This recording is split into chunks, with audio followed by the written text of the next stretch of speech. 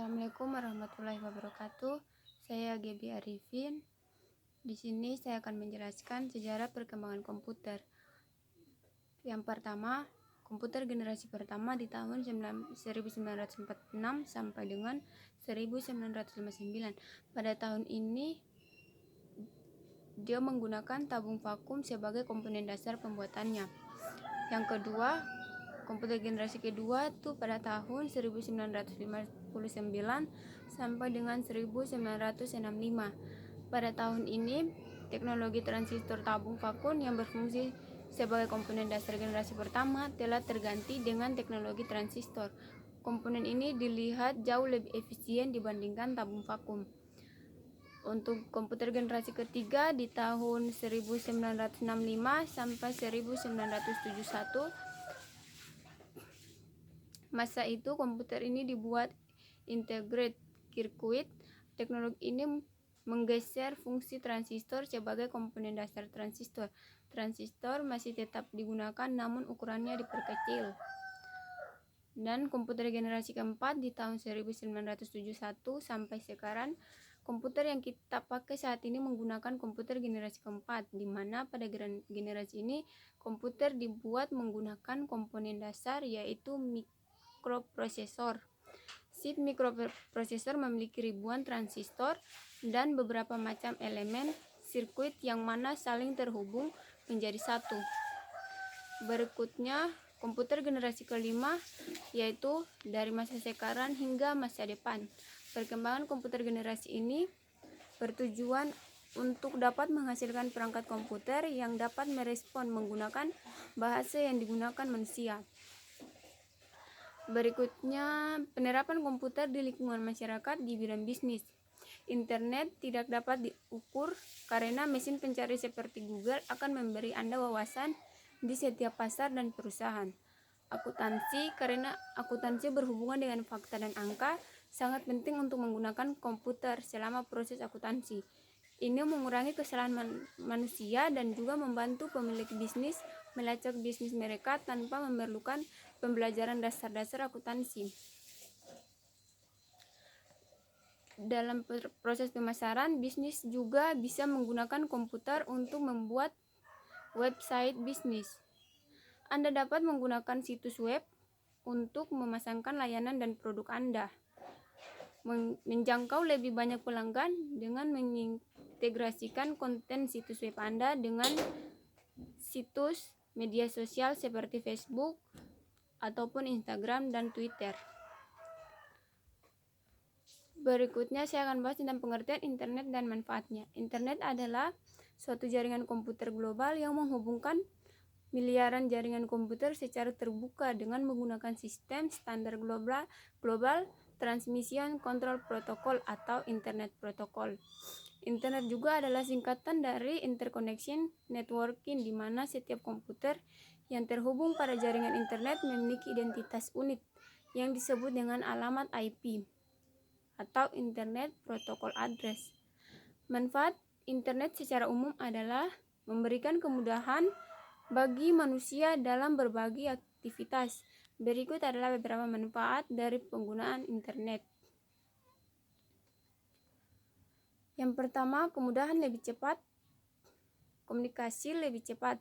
Komunikasi antar individu di lokasi yang berbeda menjadi lebih cepat, mudah sejak adanya internet.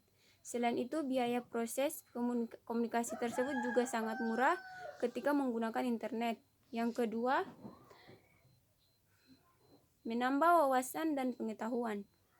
Menambah wawasan dan pengetahuan, keberadaan berbagai situs yang menyajikan berbagai ilmu pengetahuan secara langsung akan menambah wawasan bagi para pengguna internet.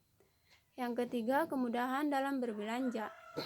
Kemudahan dalam berbelanja, komunikasi online di Indonesia tumbuh begitu cepat ini adalah bukti bahwa internet memberikan kemudahan dalam hal berbelanja apapun secara cepat dan murah.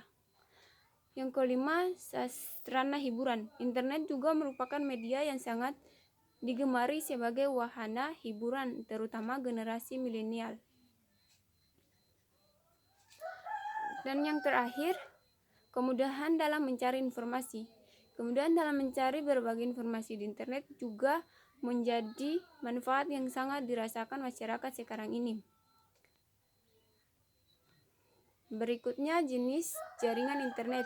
Yang pertama adalah LAN atau Local Area Network. Local Area Network atau biasanya yang sering disebut LAN merupakan suatu jaringan komputer yang cakupannya jaringannya kecil, seperti pada jaringan komputer di warung, internet, sekolah, rumah, ataupun lembaga.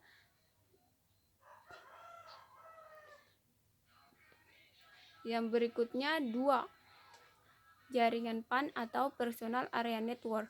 Personal Area Network atau yang lebih dikenal dengan PAN memiliki fungsi yang sama sesuai dengan namanya, yaitu hanya mencakup area perorangan saja atau individu. Yang ketiga, jaringan WAN, Wide Area Network. Wide Area Network atau yang lebih dikenal dengan WAN memiliki jaringan telekomunikasi yang membentang luas, bahkan bisa mencapai satu negara atau bahkan seluruh negara.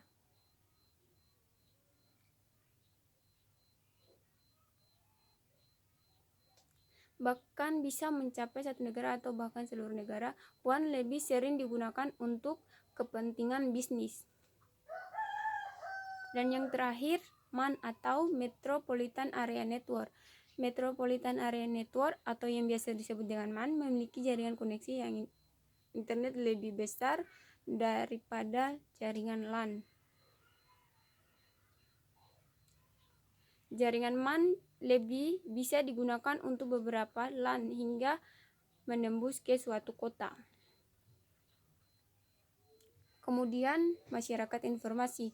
Istilah masyarakat informasi sering dipakai untuk mendeskripsikan sebuah masyarakat dan sebuah ekonomi yang menggunakan sarana teknologi informasi dengan identitas tinggi dalam kehidupan sehari-hari. Masyarakat tersebut menggunakan teknologi yang sama atau untuk berbagai kegiatan pribadi, sosial media, pendidikan, bisnis, bahkan untuk mengisi waktu luang. Ciri-ciri masyarakat informasi. Yang pertama, kebutuhan akan informasi sangat tinggi dalam kehidupan masyarakat, baik untuk berinteraksi antara manusia maupun untuk menunjang kegiatan kerja, kegiatan sosial, pengajaran, serta aktivitas lainnya. Yang berikut, masyarakat informasi bergantung pada inovasi teknologi yang terus berkembang. Yang berikut, Spatilai. Masyarakat informasi terhubung dengan lokasi yang mempunyai efek pada pengorganisasian waktu dan ruang. Berikutnya, perubahan yang terjadi dalam masyarakat informasi menyebabkan perubahan dalam ketersediaan dan kebutuhan tenaga kerja di bidang informasi. Masyarakat informasi mengalami perubahan siklus budaya dalam kehidupan sehari-hari karena ketersediaan informasi dari berbagai saluran media termasuk media sosial. Itu saja yang dapat saya jelaskan pada tugas komputer masyarakat kali ini. Kurang dan lebihnya saya mohon maaf. Wabillahi taufiq wal hidayah. Wassalamualaikum warahmatullahi wabarakatuh.